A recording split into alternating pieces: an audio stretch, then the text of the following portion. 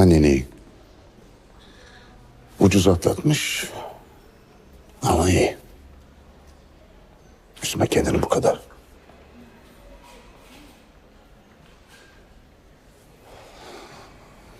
Deniz. Bak, konuşmamız gereken şeyler var. Benim yüzümden oldu baba. Annemi istemeden ettim ben. Benim yüzümden oldu. Biliyorum istemeden oldu. Başka türlü düşünür müyüm hiç?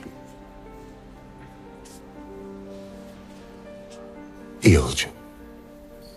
Söz. Bak burada çok güzel klinikler var. Ben İsviçre'ye geri döneceğim. Tedavime orada başlayacağım baba. Yok. Saçmalama. Biz nerede sen orada oğlum. Ben kararımı verdim. Herkes için böylesi daha iyi. Tedavi olana kadar buradan da, bu olanlardan da uzak durmam gerek. Lütfen izin ver bana.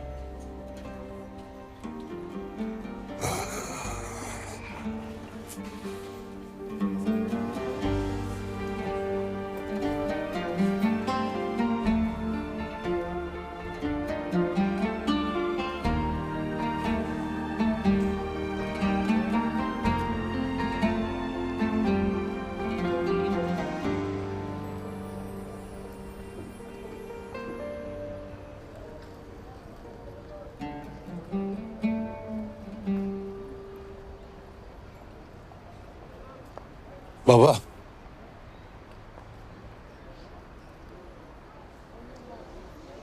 Oturalım mı şöyle?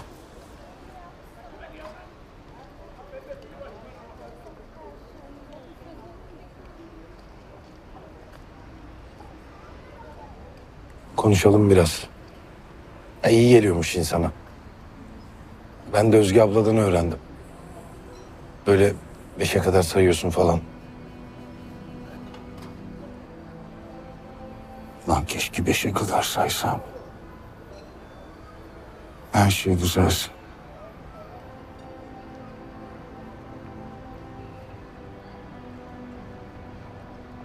Bu ne biliyor musun? Dünyada en korktuğum şeyin gelip seni bulması. Benim dünyada en korktuğum şey iyi bir baba olamamaktı. Olamadım da zaten. Olmadı, olmazmış benden onu gördük. Ben sırf bu sebepten yıllar önce annene ben bu dünyaya bir çocuk getirmek istemiyorum dedim. Sırf bu sebepten. Şimdi de bütün bu olanların bizle alakası yok diyorum ama o da Özge'yi üzmemek için. Çünkü var. En çok da benimle alakası var.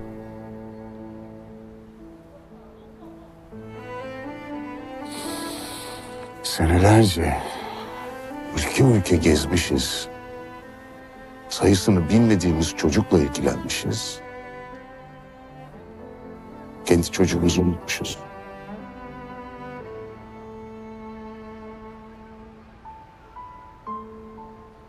Benim sana da bir faydam dokunmadı. Hani sen geçen gün geldin, içini döktün ya bana. Dedin ya hani baba bir tek ben mi suçluyum diye. Tam tersi. Bir tek sen masumsun lan. Hepimiz suçluyuz. Bir tek sen masumsun. En çok da ben suçluyum.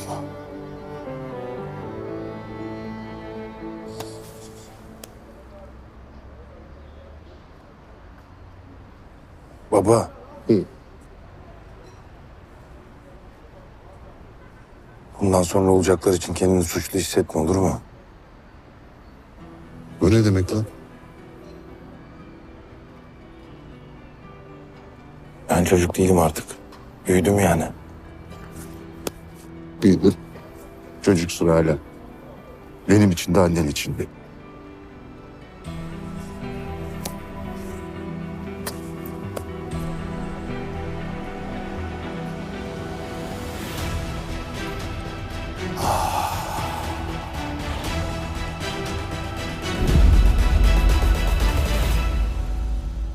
kız terk edildi.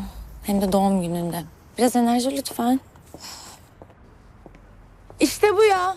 İşte bu. Görmek istediğimiz rüya bu. Çok güzel olmuşsun. Hadi o zaman kız gecesi başlasın. Oley, çok eğleneceğiz. Şöyle düşünün. En azından belasız bir gece olacağı kesin. Yani erkekler yok, bela yok. Yani kavgasız, gürültüsüz bir gece hepimiz için değişiklik olabilir bence. Aynen öyle. O zaman gece başlasın.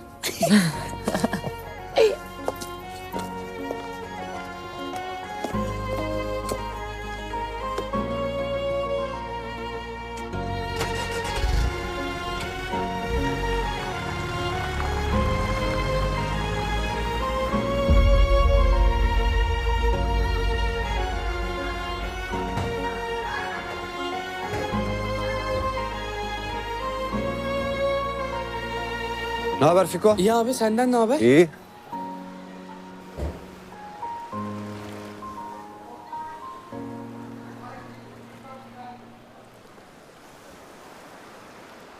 Evde kimse yoktu. Burada sanır dedim.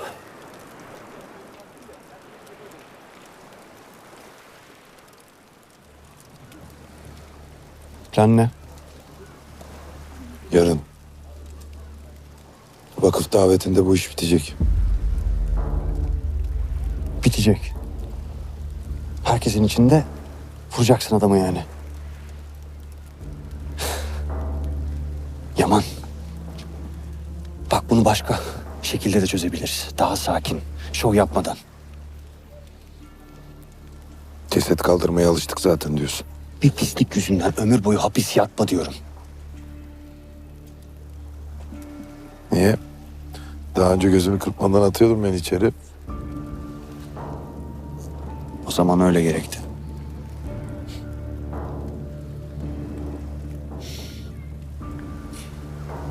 Zafer Demirhan denen ölmeyi hak ediyorsa sen de yaşamayı hak ediyorsun abisi. Sadece bana ne yapmam gerektiğini söyle.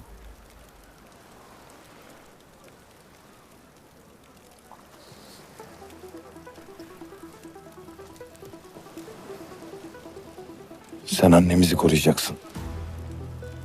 Kardeşlerimi koruyacaksın. Asi ile Cesur sana emanet. Benim olan her şey onların.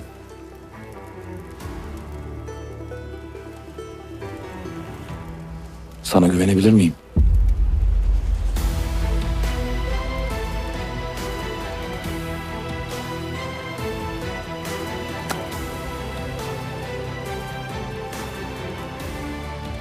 Başka şansın yok gibi.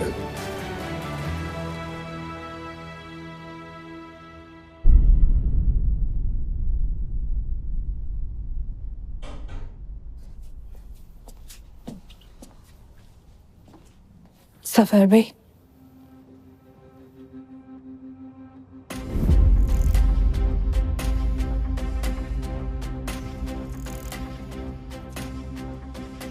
Bekletmedim umarım. Hoş geldin Sara. Geçelim mi? Yemeğin gecikmesinden pek hoşlanmam.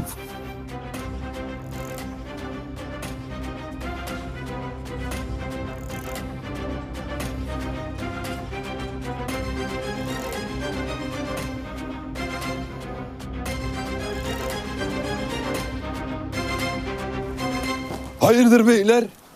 Siz kavga etmeden böyle 2 dakikadan fazla durabiliyor muydunuz ya? Gözlerim yaşardı vallahi. Bu gece aksiyon yok. Sessizlik var. Huzur var. Eyvallah. Bana uyar. Ama bu herif buradayken pek huzur bulamayız bence. Aynen. Altına atarım imzamı. Hadi uza. Ama ben buraya çöktüm bile, onu ne yapacağız?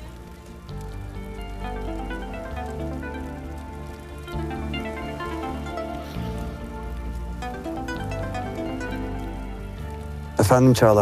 Alaz, Neredesin sen ya, bu sesler ne? Alaz yetiş, polis aldı bizi, karakola götürüyorlar. Ne polisi? Ne diyorsun kızım sen? Kim var yanında? Rüya ile Asiye. Rüya ile Asi ne alaka? Ne işler çeviriyorsunuz siz?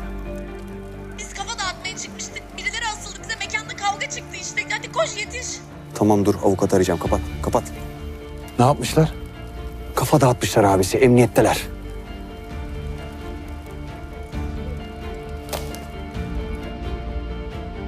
Kesin o fındık beyni Çağla'nın işi bu.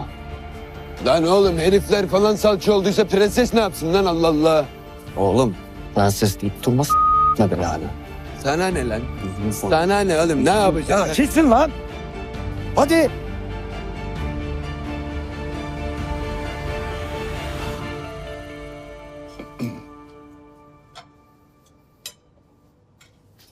Önümüzde tek bir pürüz var. Yaptığınız bağışların kaydını bir süre gösteremeyeceğim.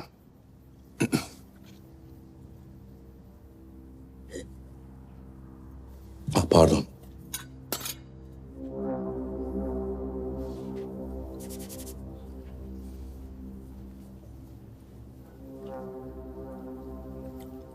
Böyle anlaşmamıştık. Biliyorum siz bağış yapmış gibi gözüküp gösterişinizi yapıyordunuz. Sen de hakkını fazlasıyla alıyordun. Hakkınızı ödeyemem. Ama maalesef durumlar değişti.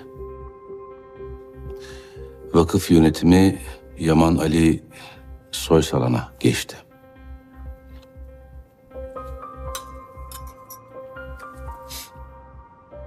Eşref Bey'in torunu. Daha çocuk. Nasıl yönetecek? Bana sorarsanız geçici bir durum. Ama hep birlikte göreceğiz bakalım.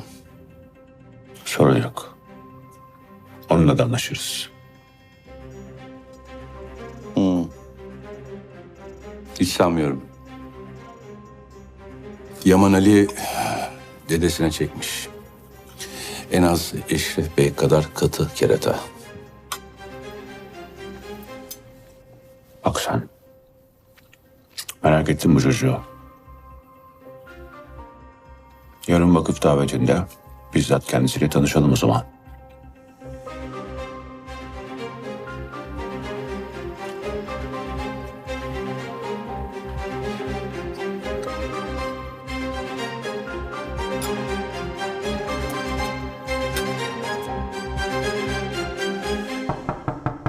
Gel.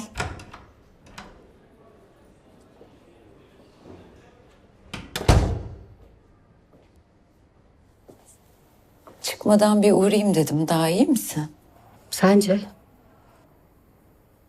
Ağrın mı var? Çağırayım mı doktorunu? Neden yaptın Neslihan? Neden Deniz'in yaptığını anlattın Güven'e?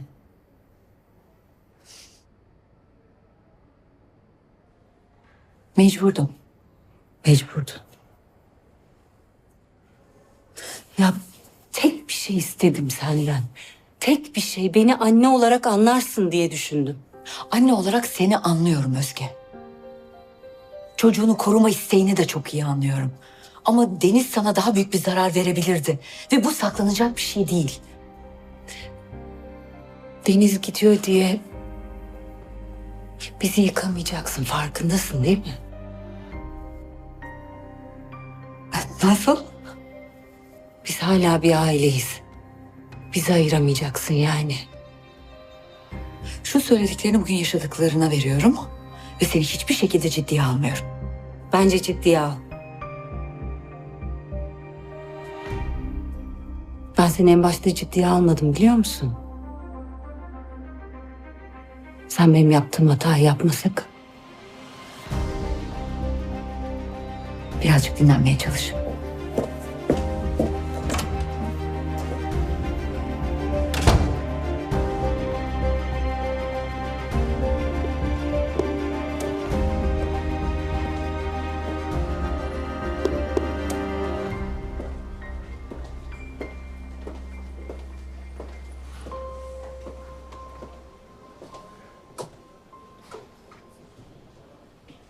Nasılsın? İyi misin?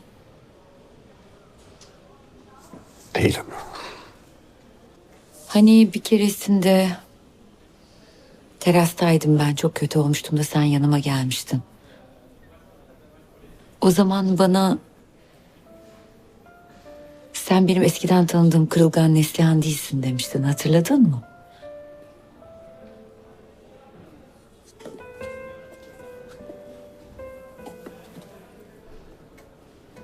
Sen de benim eskiden tanıdığım baba olmaktan korkan Güven değilsin artık. Güçlü olmak zorundasın. Çocuklarının sana ihtiyacı var. Biri yolda.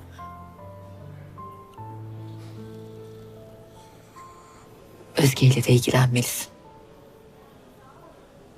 Biliyorum.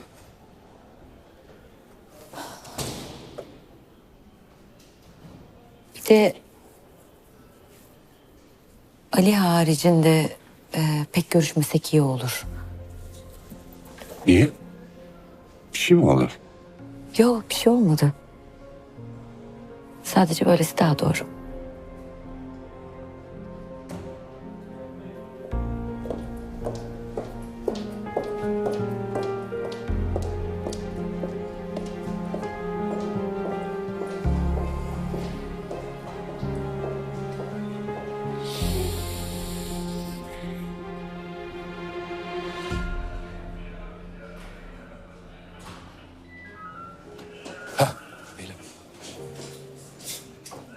Nedir son durum?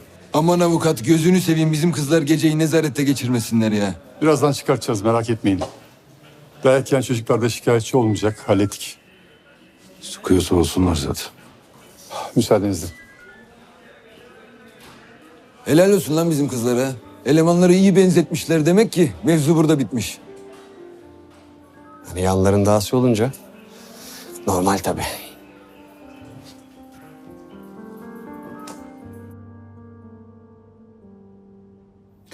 Maalesef ailemizde bazı dengeler bozuldu, evet. Ama en kısa sürede toparlayacağım. Beni bilirsiniz. Bilirim.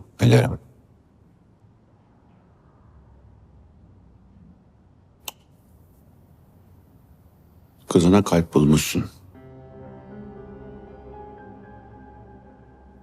Nakil gerçekleşmiş. Çok sevindim. Sağ olun.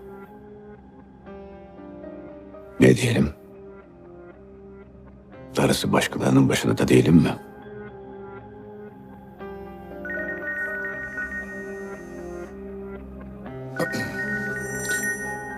Pardon.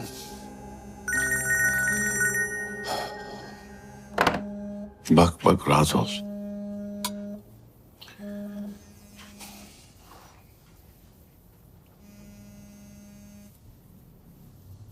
Efendim avukat, kısa kes. Çağla Hanım'la ilgili. Kız arkadaşlarıyla bir mekanda eğlenirken bir kavgaya karışmışlar. Nasıl? Kızım iyi mi? İyi, iyiler. Şu an nezaretteler ama birazdan çıkartacağım. Hani merak edilecek bir durum yok. Sadece bilgi vermek istedim. Topunuz bir tane adam ediyorsunuz mu lan? Eder misiniz lan bir adam? Ne oluyor orada? Çağla Hanım'ın arkadaşı. Cesur Bey. Ben bir ilgileneyim Serhan Bey.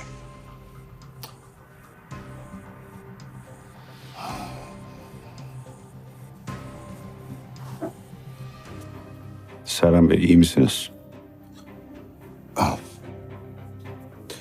Zafer Bey, daha önce konuşmuştuk. Hatırlıyorsanız. Bu kızımın başına bela olan serseriyle ilgili yapabileceğim bir şey varsa haber verin demiştiniz.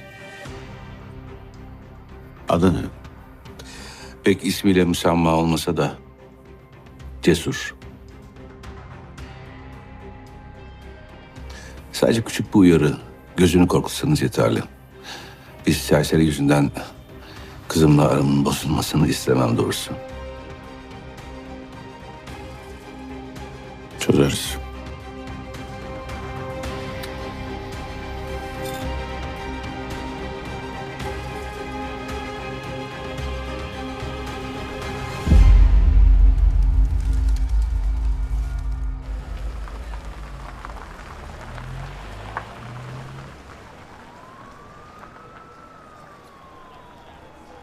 Çok sağ ol abi. Geçmiş olsun. Geldi bizim muhteşem üçlü.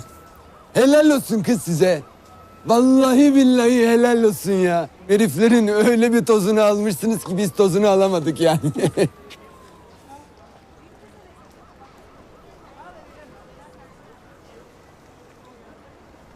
İyi misin? Var mı bir şeyin? İyi misin?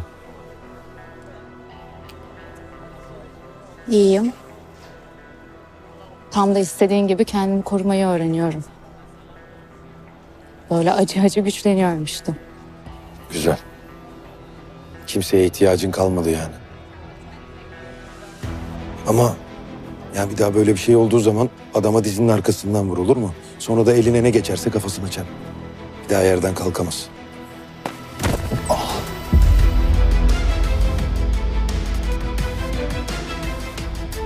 Böyle mi?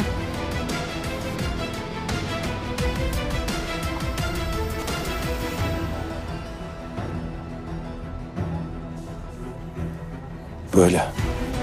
Tamam, aklımda. İyi. Gözüm arkada kalmayacak en azından. Gözüm arkada kalmayacak ne demek? Yaman nereye? Ya ne oluyor?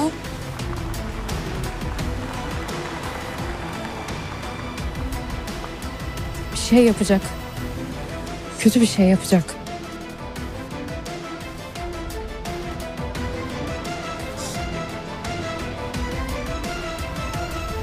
Bu ev için bayağı iyi fiyat vermişler. Güzel pazarlık oldu. Tamam derseniz alıcının avukatıyla halledeceğiz satışı hemen. Tapudan bir randevuya bakar. Ha Güven, indiniz mi? İndik. Şimdi arabanın oraya geldim. Deniz nasıl? İyi. Vereyim sen konuş. Annen iyi misin diye merak ediyor. Anneciğim iyiyim. Çok daha iyi olacağım, merak etme. Seni çok seviyorum serseri. Ben de seni. Hadi bakayım. Bana bir şey diyor musun? Güven, bir şey söyleyeceğim. Eve çok iyi fiyat veren biri olmuş. Bayağı iyi. İznin olursa vekaletten satışı yapalım ha, ne dersin? Güven. Orada mısın? Buradayım. Olur. Sen nasıl uygun görürsen. Top sende. Şimdi arabaya biniyorum. Konuşalım mı sonra? Tamam, öpüyorum o zaman. Hadi. Satış hemen yapalım. Buradan alacağınız bir eşya var mı Özge Hanım?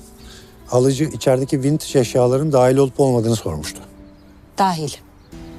Bu evden çöp bile istemiyorum.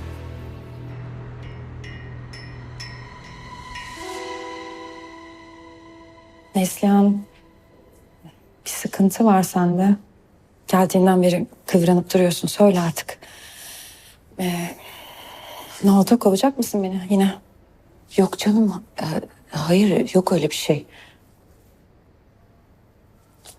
Bir şey soracağım. Ben dün Oya Hoca'nın odasına aniden girdiğimde ultrasonu gördüm. Yani hamile olduğunu biliyorum. Metin'in kaybından sonra bunun çok zor bir şey olduğunu da biliyorum. Ama ne bileyim. Peki bebeği Metin'den. Tabii ki Metin'den. aldıracak mısın diye soracaktım. Evet, aldıracağım. Aldıracağım. Sonra aklıma şu geldi. Ben Ali'ye hamile kaldığım zaman sana söylemiştim. Ve sen beni o kadar yüreklendirmiştin ki. Ben Ali'yi doğurmaya karar verdim. İyi ki de doğurmuşum. İyi ki de cesaretlendirmişsin beni. O yüzden de kararını tekrar gözden geçirmeni istiyorum. Yani bu bebek sana da Rüya'ya da iyi gelebilir. Ben kararımı verdim Neslihan. Metin yaşasaydı da...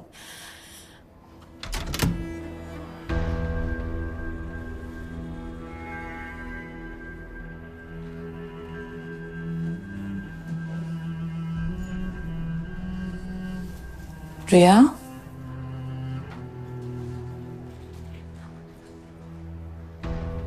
Sen hamile misin?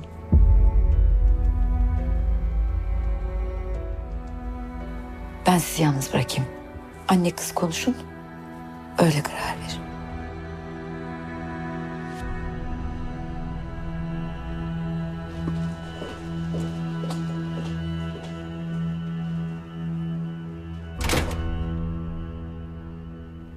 Ben senin duymanı hiç istemiyordum aslında.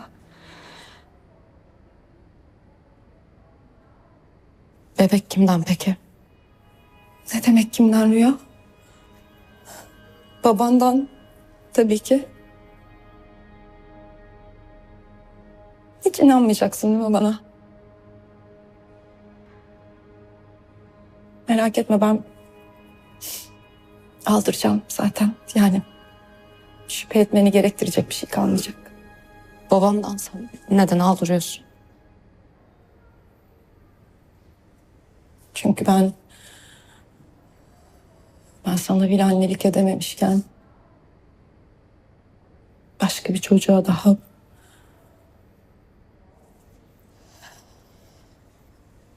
aldırma.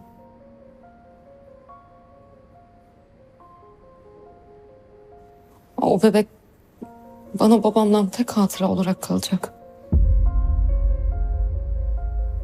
Hani tekrar aile olmaktan falan bahsediyordun ya. Belki o zaman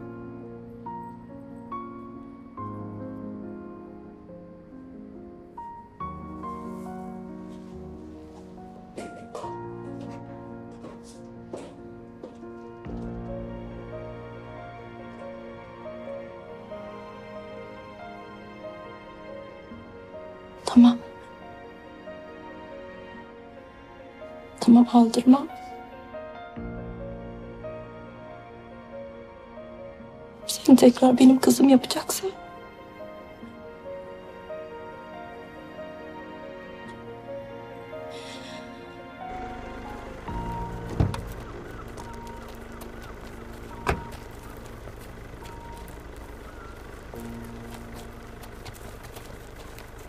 Herkes geldi de mi? İçeride kalan var mı? Saydım ben Fiko abi, kimse kalmadı. Tamam abi, hadi sen de. Abi sen? Siz devam edin. Tamam.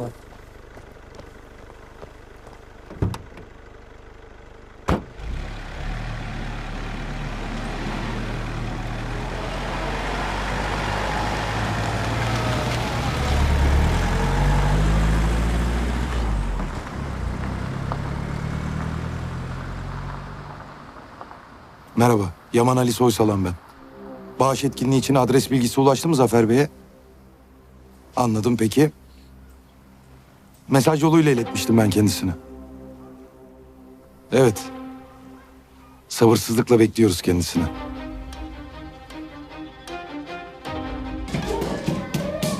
Asi kaç!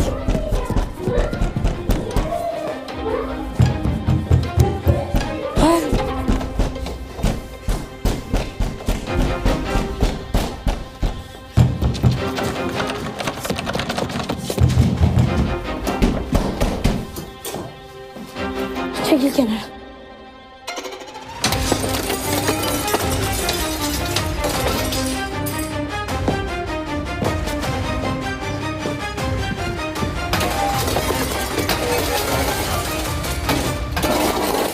İlk ben geçeyim mi? Geç. Kaç, kaç.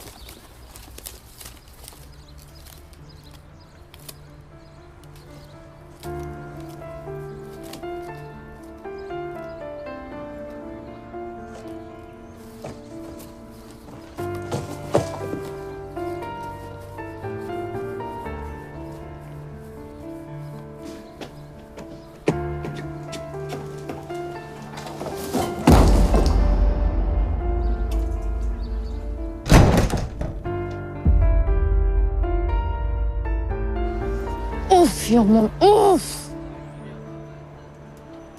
Asi, neredesin? Biraz daha gelmesen arayacaktım seni. Ya kusura bakma işim vardı biraz. Babam burada. Biliyorum senin için biraz saçma gelebilir belki ama benim için önemli. Hadi gel tanıştırayım seni. Ha şu mafya gibi davranan ama mafya olmadığını iddia ettiğim babamla. Tamam. Olur tanışalım hadi. Hadi gel.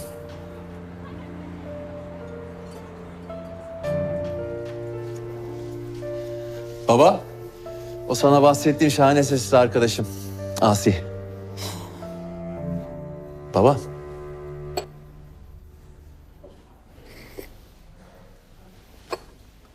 Memnun oldum.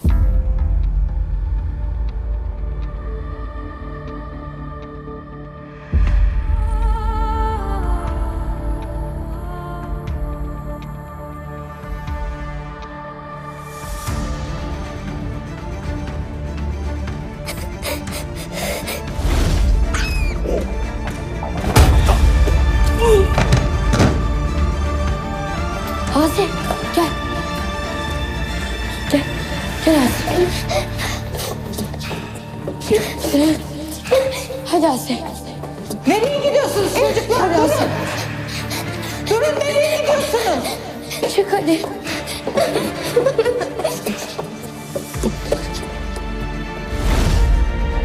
Asi. Asi, iyi misin?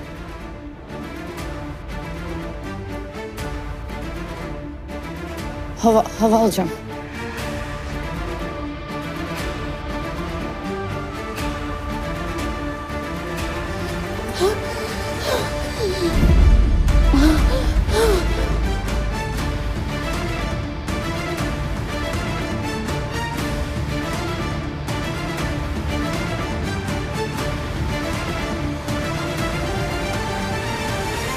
Kaporayı hesaba geçtiğimize göre ev artık sizin sayılan Neslihan Hanım.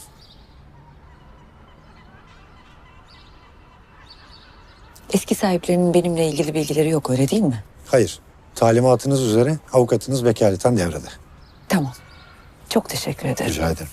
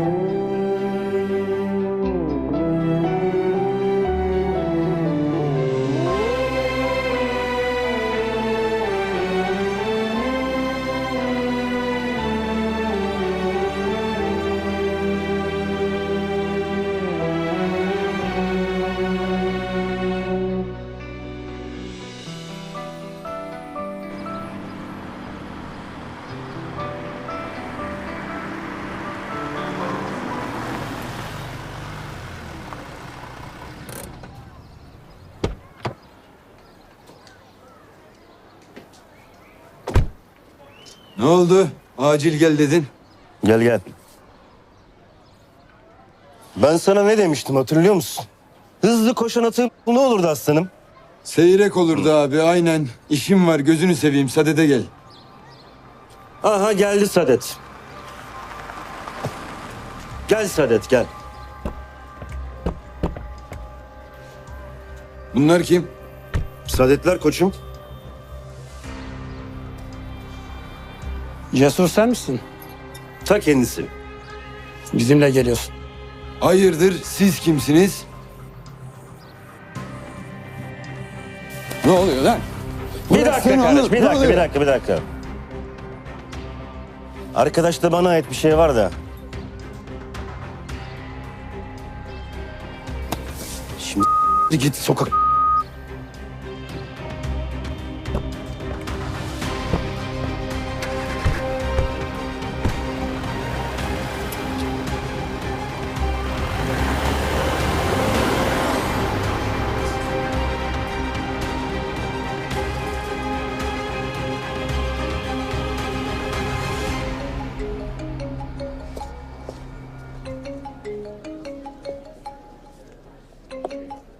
Şebnemciğim selam. Efendim? Bebeği aldırma konusunda netsin değil mi? Yarınki programa koyuyorum senin operasyonu da. Oya ben çok düşündüm. Yapamayacağım. Bebeği doğurmaya karar verdim. Aldırmayacağım. Peki o halde tebrikler. Sağ ol. Sağ ol, görüşürüz. Şebnem.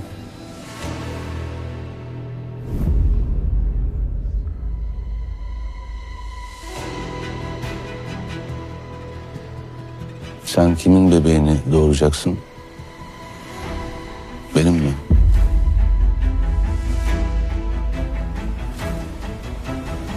Çok sağ olun. İyiyim, sağ olun. Teşekkürler. Çok sağ olun. Şş, Ali nerede? Ya niye gelmedi o zaten? Allah. Havada para kokusu alıyorum. Anlaşılan bugün iyi bağış toplayacağız. Canım benim. Abinle konuştun mu? Sakin anne. Her şey yolunda. Hayır, konuşma yapacaktı ya, ondan sordum. Haberim var mı diye. Merak etme anne. Bugün abisiyle davete çok iyi hazırlandık. Kimse kolay kolay unutmayacak. İyi.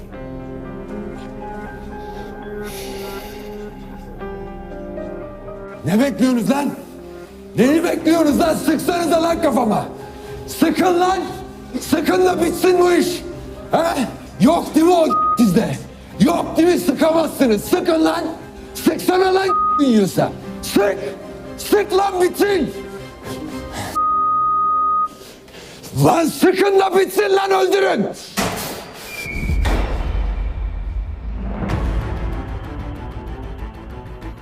Ne oldu lan? He? Sahibinizi de mi çağırdınız? O mu bitirecek lan benim işimi? Gelsin. Gelsin lan, eyvallah, o da gelsin. Hiçbirinizden korkmuyorum lan. Hiçbirinizden korkmuyorum lan. Sizin de sahibinizin de. Ne bağırdın be çocuk? Ne bağırdın?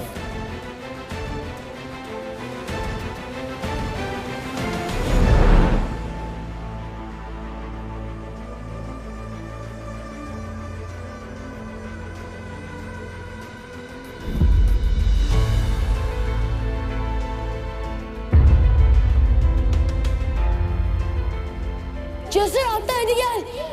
Hadi gel, tutacağım seni, alçak hadi. Atlayamayız ya, ben korkuyorum.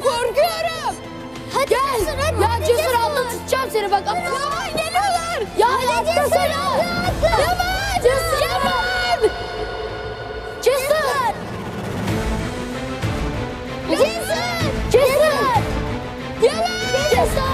Yaman. Cesur. Cesur. Cesur. Yaman geliyor. Cesur. Cesur. Yaman. Çok cesur çocuk dediler bana senin için. Cesur. Adamın hakkını veririm diyorsun yani. Peki. Ama çocuk dediğin biraz büyüklerinden korkmalı değil mi? Onları kızdırmamalı. Oğullarına musallat olmamalı. Kızlarının peşinde dolanmamalı. Ki hayatı böyle bir depoda son bulmasın.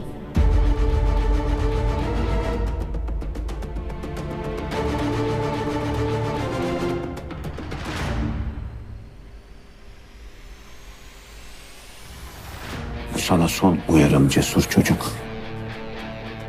Oğlum Tolga'dan, Serhan Soysal'ın kızından uzak duracaksın. Tamam. Yoksa ölmeden önce göreceğin son yüz benim yüzüm olur.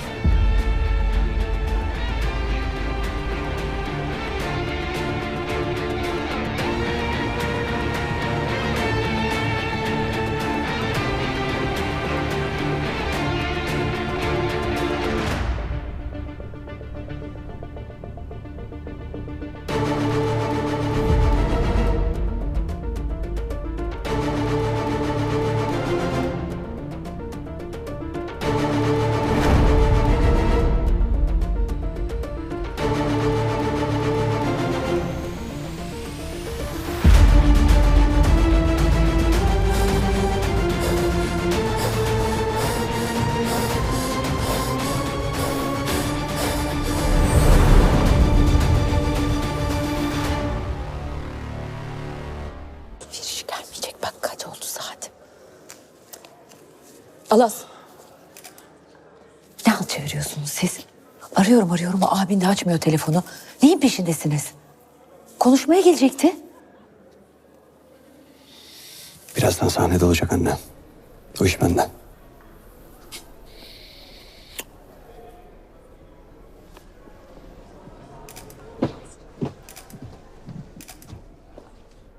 Hepiniz hoş geldiniz.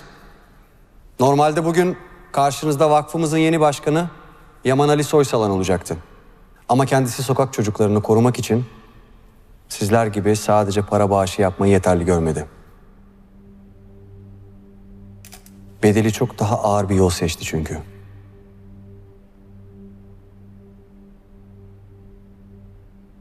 Abim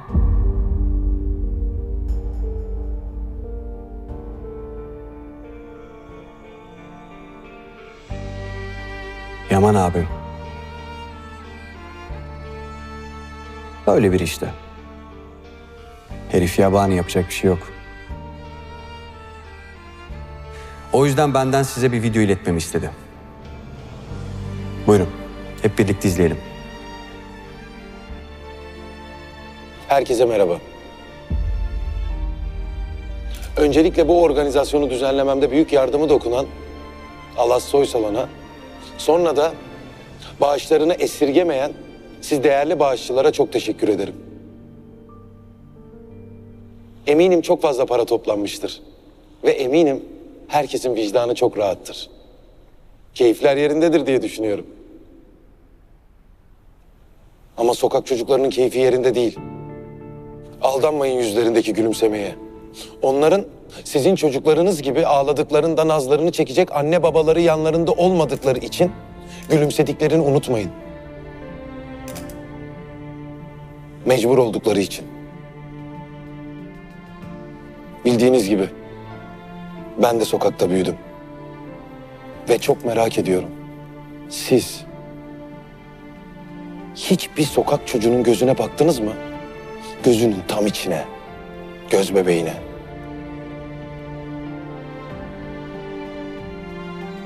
Ben bugün bakın istedim.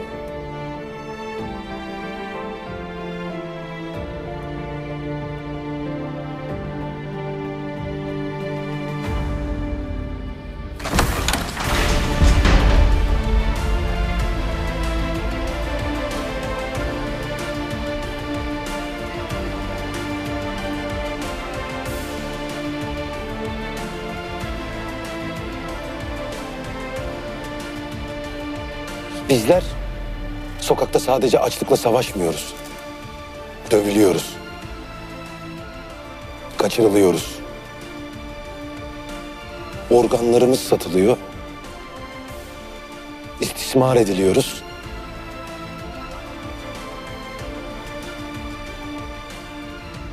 Ve öldürülüyoruz. Ama her şeye rağmen direniyoruz.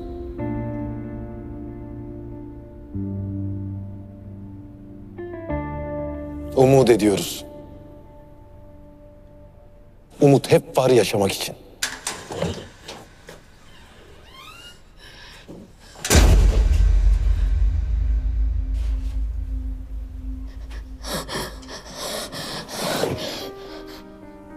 Gözyaşlarımızı dışımıza değil, içimize akıtmayı öğrendik. Zayıf olduğumuzu düşünmesinler diye.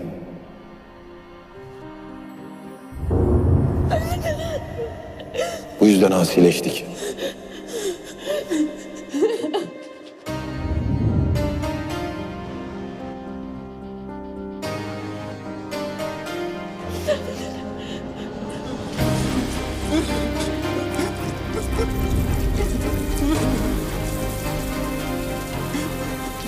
Ne yaşarsak yaşayalım.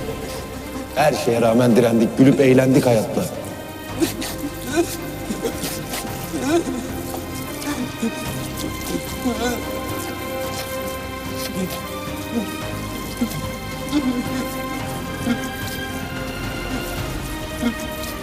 Korktuğumuz belli olmasın istedik.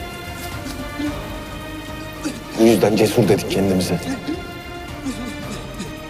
Ben bugün sizin benim sokaktaki ailemle tanışmanızı istedim. Yok saymayın onları artık lütfen.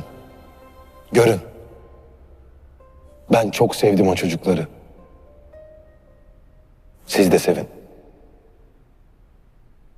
Ben onlar için ölmeye de hazırım. Öldürmeye de.